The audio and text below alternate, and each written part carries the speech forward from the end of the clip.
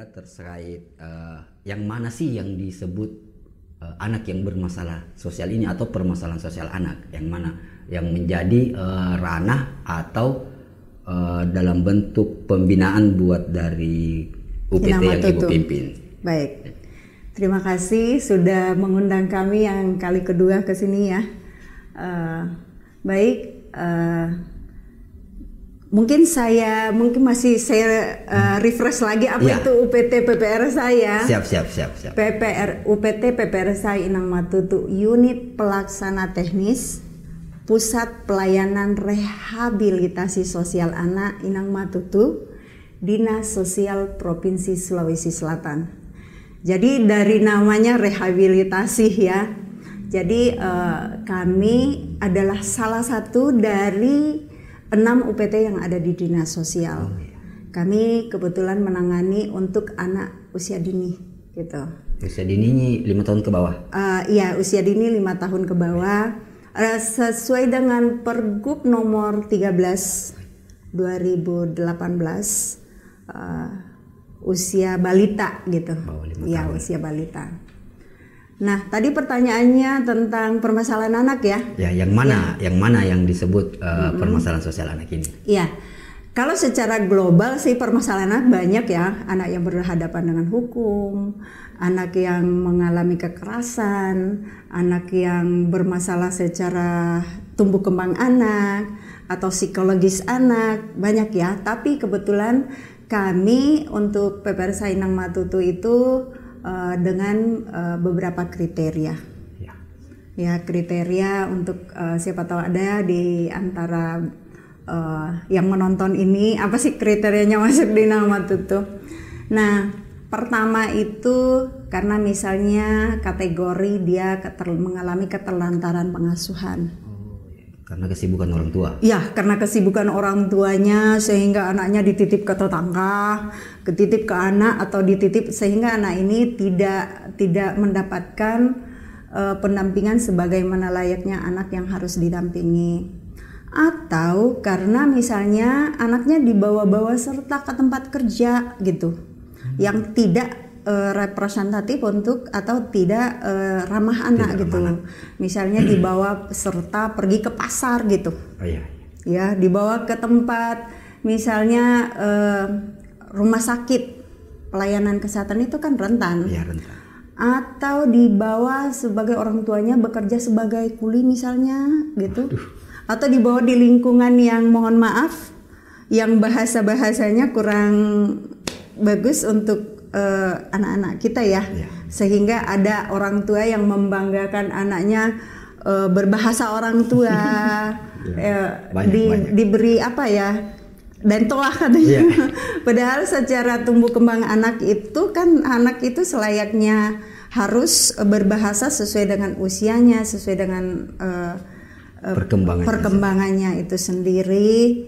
Kemudian kriteria berikutnya adalah anak itu berasal dari saudara-saudara kita yang kurang mampu misalnya ya, tapi harus dilengkapi dengan surat keterangan kurang mampu dari pemerintah setempat. Kemudian anak yang bermasalah secara psikologis ya. Walaupun yang mana dimaksud yang psikologis, misalnya di luar yang tadi itu bermasalah secara psikologis, misalnya tantrum yang ngamuk-ngamuk gitu ya, dengan autis. Tapi ya autis untuk sementara kami belum, jadi bukan tidak menerima ya, beda. Belum menerima untuk anak yang dikategorikan autis berat, masih autis ringan, karena pendampingan kami itu secara berkelompok, bukan perorangan. Mungkin setelah pengembangan ke depan dengan ketersediaan sarana prasarana, SDM tentunya, mungkin untuk autis berat kami boleh. Nah, kemudian misalnya anak itu speech delay. Ada juga. Speech delay, misalnya lompat bicara, dan berbagai permasalahan anak lainnya yang nggak apa-apa datang di Inang Matutu, nanti kan ada proses asesmen yang mungkin nanti kita akan asesmen yang dilakukan oleh para pekerja sosial atau tim yang kami bentuk, tim penerimaan calon anak penerima manfaat. Nah, dari kategori-kategori yang sudah disebutkan tadi, berarti ini takutnya masyarakat khawatirnya saya diidentikan UPT PPRSA Inang Matutu ini jadi tempat penitipan anak dong. Karena kan ada tadi misalnya karena kesibukan orang tua dia terlantar. Nah, apakah Inang Matutu punya kategori khusus atau tersendiri untuk bisa menerima apa istilahnya kalau anak yang masuk ke Inang Matutu ya, binaan ya, anak binaan. Nah, karena kalau misalnya anaknya orang tuanya memang sibuk, anaknya tidak terurus, berarti bisa dong dititip di Inang Matutu. Bagaimana? Iya. Dititip, ya seperti yang disampaikan tadi bahwa kami menangani anak yang keterlantaran pengasuhan dalam tanda kutip seperti ini, Pak. Sebagaimana tadi nomenklatur rehabilitasi, fungsi rehabilitasinya yang harus digarisbawahi. Nah, anak-anak yang di Inang Matutu itu atau anak penerima manfaat itu pasti ada fungsi penitipan di situ. Anaknya kan pagi diantar, dijemput sore, pasti ada fungsi penitipan. Tapi itu bukan menjadi goals yang paling utama. Ya, rehabilitasi. Berarti kita harus di situ tempat pembentukan anak-anak agar bisa tumbuh dengan baik, bisa fungsi sosial emosionalnya bisa berfungsi ya, berkembang dengan baik. Nah, dalam hal ini kalau pure orang tua yang menitipkan anak itu adalah fungsi penitipannya doang, berarti anaknya cukup ditaruh ya. Nanti mau anak itu seperti apa di situ, nanti kan diambil lagi, tidak seperti itu. Jadi yang ditekankan adalah rehabnya. Jadi harus ada kerjasama antara lembaga dengan orang tuanya. Makanya kami itu ada aturan di situ, ada evaluasi. Jadi tidak bahwa anak bapak ibu dibawa ke Inang Matutu, mami saya ini bisa ngopi-ngopi, tidak mau aktifkan handphoneku, karena kan aman di Inang Matutu. Tidak seperti itu. Justru dalam aturan tatib kami itu handphone harus aktif Bapak Ibu, karena bisa saja anytime kami menghubungi karena ada sesuatu dengan anaknya yang perlu kita diskusikan, yang perlu harus kita kerjasama antara orang tua dengan pekerja sosial atau dengan lembaga. Jadi fungsi penitipan ada, tapi bukan itu yang utama. Bagaimana anak Bapak Ibu itu boleh kami dampingi, kita boleh bersama-sama mendampingi supaya anak itu bisa tumbuh kembangnya sebagaimana yang seharusnya. Ya, saya kira sudah cukup jelas mungkin. Jadi memang di Inang Matutu tidak semuanya orang tua bisa menitipkan anaknya, cuman ada kategori tertentu yang menjadi pegangan di Inang Matutu sendiri untuk bisa menerima penerima manfaatnya. Nah, terkait permasalahan sosial anak ini menjadi sesuatu hal yang sangat penting bagi saya. Kalau misalnya apalagi kita di kota besar kayak Kota Makassar ini tentunya bukan kerja Inang Matutu sendiri sebagai unit pembinaan anak-anak bermasalah sosial ini. Ada beberapa stakeholder mungkin yang bisa terlibat dalam hal ini. Nah, untuk mengatasi permasalahan sosial anak ini, apakah Inang Matutu punya strategi tersendiri di luar dari instansi dan stakeholder yang lain dulu ini? Apakah Inang Matutu punya cara, program ataukah inovasi untuk mengatasi atau menjadi problem solving buat permasalahan sosial anak ini? Ya, baik. Ini sebenarnya pertanyaan yang sangat menarik dan untuk kami ya. Jadi setelah melalui beberapa pengalaman dan setelah kita melakukan pendampingan dan dengan adanya tadi yang disampaikan bahwa Bapak kenal Inang Matutu itu tempat penitipan. Nah, sehingga kita dengan saya tentu sebagai Kepala Inang Matutu UPT-nya dan teman-teman saya tentunya, kita duduk bersama, kayaknya sudah saatnya kita ini merubah mindset masyarakat, membuat satu inovasi gitu. Nah, saat ini kami akhirnya kami melahirkan satu inovasi. Nah, saat ini ada inovasi di UPT PPRS Sainang Matutu namanya Manjain Si Imut. Ya lucu namanya. Lucu ya, identik dengan nama anak-anak. Nah, Manjain Si Imut itu adalah akronim dari Manajemen Layanan Informasi Satu Pintu UPT PPRS Sainang Matutu. Kita beri nama mantap. Manjain Si Imut. Jadi ada salah satu kawan kami namanya Pak Sahar itu, coba kita cari-cari nama apa yang dengan adanya judul ini inovasi kita ini dia terciptalah akronim itu namanya Manjain Si Imut. Nah, Manjain Si Imut ini apa saja yang jadi anunya di situ, Bu? Jadi semacam apa ya istilahnya? Jadi semacam yang dikerjakan, dalam apa yang dikerjakan ini si Manjain Si Imut ini? Apa yang dilakukan di inovasi itu? Iya. Baik. Nah, Manjain Si Imut itu sebenarnya adalah satu ruang yang kami beri nama Manjain Si Imut yang kepanjangannya tadi ya, Pak. Satu ruang atau wadah yang kami bentuk. Nah, awalnya kami di sana melakukan pendampingan kepada anak-anak itu. Saya di sini ada kebetulan hadir juga analis gizi ya. Tahun pertama, tahun kedua kayaknya saya bergabung dengan teman-teman di Inang Matutu.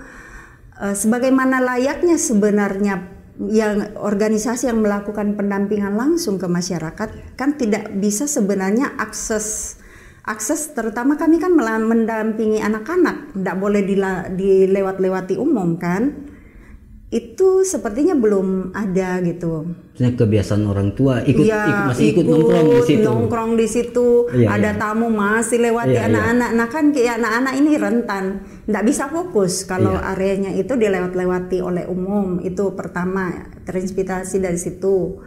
Kemudian kita ini secara internal kantor dulu ya. Kemudian dengan adanya berbagai permasalahan-permasalahan yang kami tangani, itu kita akhirnya terinspirasi semua dari situ. Kemudian adanya tadi tuh informasi yang tidak terfokus gitu, bias ya. Bagaimana caranya kita menyiapkan suatu wadah atau tempat yang bisa terpusat untuk kita berikan masyarakat informasi fungsi layanan kami tadi itu. Kayak semacam pusat informasi. Pusat informasi gitu. Awalnya kita terinspirasi di situ.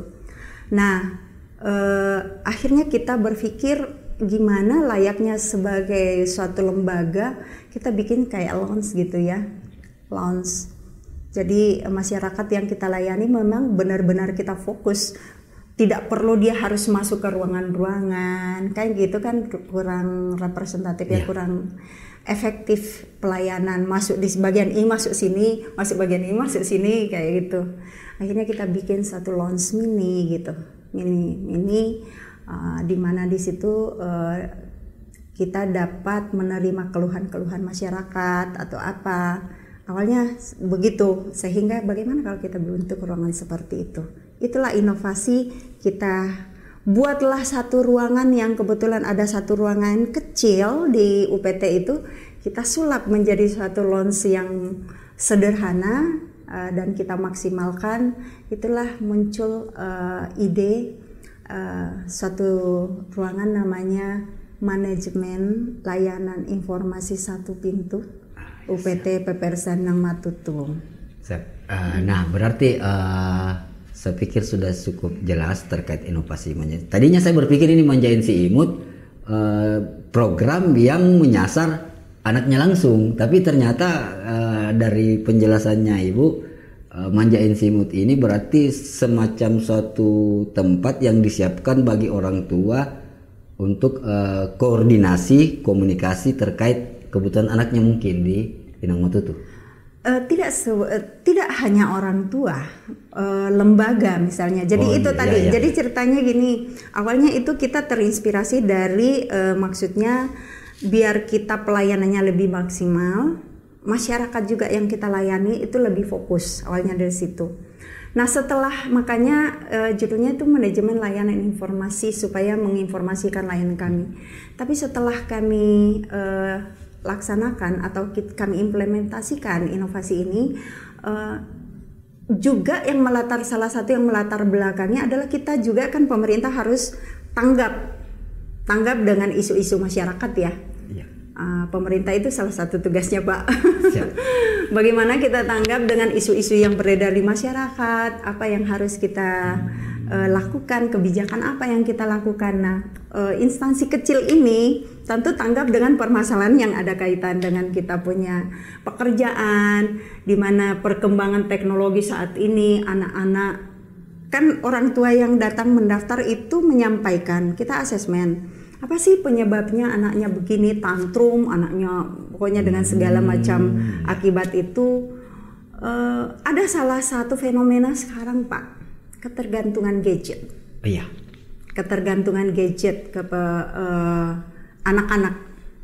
Nah, kemudian isu-isu strategis lainnya yaitu sebenarnya ada sebagian orang, walaupun dikatakan bahwa semua informasi sudah di dalam genggaman, tapi masih ada oknum atau saudara-saudara kita yang masih terbatas mengakses lembaga untuk menyampaikan masalah-masalahnya terkait permasalahan anak, atau dia juga dia juga ini orang tua ini merasa misalnya malu untuk menyampaikan karena di sana Pak, mohon maaf, ada anak-anak kita yang di sana kan kami kadang blur karena permasalahannya sedikit ya sensitif tidak bisa diekspos. Nah, kemudian juga fungsi di situ kedepannya itu kami punya misi bahwa melalui wadah ini kita juga siapapun yang datang di situ kita beri informasi, hendaknya menjadi agen informasi, perpanjangan tangan pemerintah kepada seluruh lapisan masyarakat kalau bisa dimanapun dia berada, bahwa sebenarnya ada segelintir masyarakat yang kurang merasa bahwa betapa pentingnya mengidentifikasi permasalahan anak sejak dini. Jangan sudah menjadi permasalahan yang sudah kronis, menjadi permasalahan yang baru orang tuanya kaget. Nah itu salah satu fungsi kami. Ini jadi inovasi terbarunya Inang Matutu di Manjain Simut. Jadi kalau misalnya orang-orang tua di luar sana mendapati anaknya misalnya kecanduan gadget atau apapun yang terkait persoalan-persoalan masalah sosial anak, dilayani di Manjain Simut ini. Jadi memang tidak melulu bahwasanya berhubungan dengan penitipan anaknya tadi ya. Manjain Simut ini jadi inovasi yang memang sangat-sangat bagus kalau menurut saya, karena bisa jadi ruang atau menjadi tempat konsultasi bagi orang tua di sana yang tidak harus misalnya menitipkan anaknya di situ, tapi dia bisa datang konsultasi. Iya, tidak seharusnya dengan bahwa kita tidak boleh ke Manjain Simut karena tidak ada anak kita di di Inang Matutu, nggak mesti begitu. Boleh, monggo setiap masyarakat yang mengalami permasalahan anaknya monggo datang di Manjain Simut. Jadi di situ Manjain Simut ini fungsinya selain sebagai informasi, juga di situ ada fungsi edukasi, karena di situ kita lakukan juga konseling gitu. Dan gratis. Dan gratis lah. Ini yang mantap. Tidak ada pungutan. Daripada ke psikiater berbayar mahal. Betul. 2 jam 200 berapa ya? 2 jam kadang 200.000 mahal loh Pak. Konseling atau kami fasilitasi. Kan ada anak-anak calon anak penerima manfaat kami yang kebetulan kemarin setelah asesmen awal ternyata anaknya itu bukan bermasalah secara psikologis atau tidak membutuhkan belum saatnya di tempat kami, karena sesungguhnya anaknya itu sedang sakit. Contoh ada anak yang hanya bisa tidur ketika dia harus makan obat tidur. Aduh. Iya. Dan itu anak masih usia 2 tahun apa belum cukup 3 tahun, dia harus makan obat tidur. Jadi yang sehingga kami fasilitasi sebaiknya anak ini lebih bagus ditangani dulu secara medis oleh dokter tumbuh kembang anak, dipantau dulu. Nanti kalau misalnya pendampingannya sudah bisa dilakukan pendampingan untuk keberfungsian sosial emosionalnya, boleh gabung dengan Inang Matutu. Kemarin sempat juga ada isu-isu di masyarakat terkait belum mengetahui bagaimana mengakses layanan di Inang Matutu. Dia daftarnya bagaimana, ataukah melapornya ke siapa? Nah, ini banyak masyarakat yang semacam mungkin belum tahu, dan saya pikir melalui podcast kali ini saya bisa menyampaikan langsung ke Ibu bagaimana sih caranya mendapatkan layanan di UPT Minang Matutu, termasuk mendapatkan layanan di Manjain Simut ini. Ya, baik. Terima kasih Pak Alif. Iya, itu tadi ya. Tadi kan saya sudah sampaikan bahwa ini kita siapkan untuk seluruh masyarakat di Sulawesi Selatan. Ya. Jadi kalau mau mendaftar itu namanya saja ruang launch ya. Manajemen yang kita kemas dalam bentuk manajemen layanan informasi. Silakan saja datang, tidak perlu berpikir kira-kira bagaimana. Nanti di situ akan mendapatkan informasi-informasinya, termasuk bagaimana langkah-langkahnya atau persyaratannya untuk masuk sebagai anaknya untuk masuk di penerima manfaat. Sebagai anak penerima manfaat. Tidak usah berpikir bahwa kata orang Makassar mungkin ada pianuku baru boleh ke sana. Boleh, silahkan. Mau sekitar permasalahan, mohon maaf Pak Alif, bahkan setelah kami konseling dengan orang tua anak, tidak jarang kami kan kita bekerja sama dengan lembaga biasa dari UNEM atau lembaga lainnya yang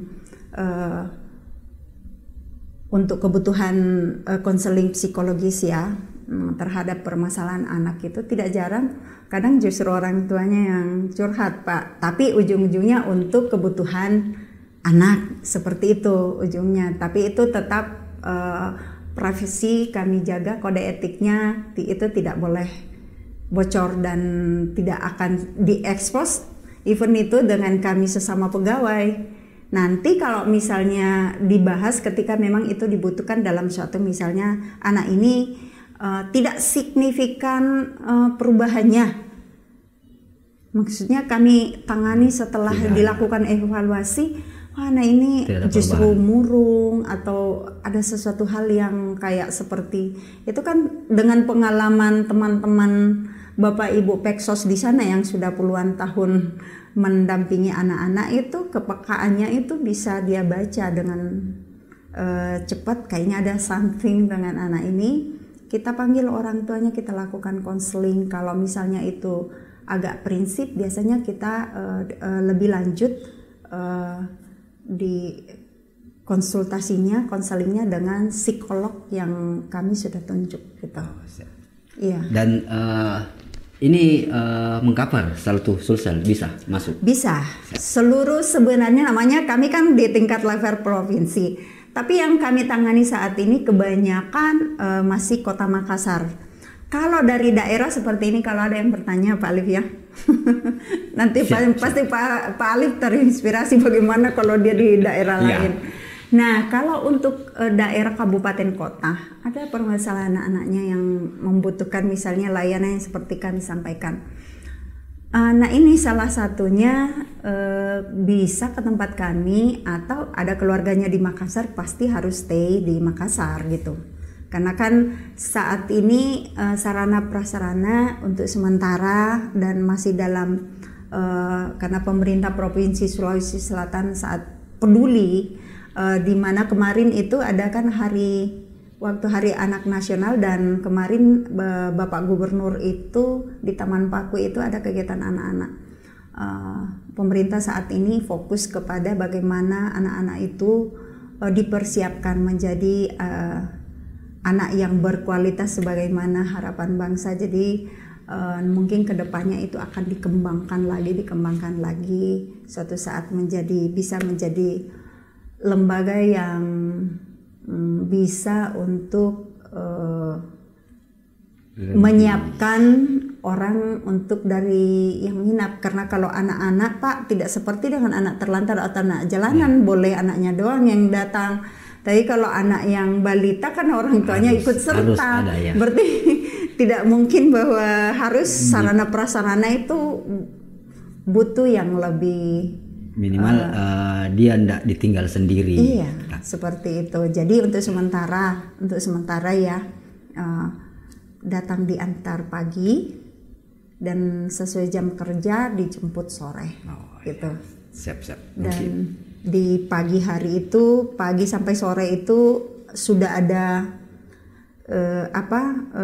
schedule-nya Pak. Pagi ngapain, siang jam berapa ngapain, pokoknya no gadget. Sudah teratur termasuk tidur siang dan mandi Pak. Termasuk makannya? Termasuk makan, semuanya gratis. Hal yang pertama mungkin yang saya mau sampaikan sama Ibu terkait apakah Inang Matutu ini terbuka untuk menerima kerjasama, misalnya ada relawan yang ingin bergabung dalam mengatasi persoalan-persoalan anak ini. Apakah Inang Matutu terbuka? Terus harapannya Ibu sendiri sebagai Kepala UPT Inang Matutu buat pemerintah dan masyarakat dan orang tua di luar sana.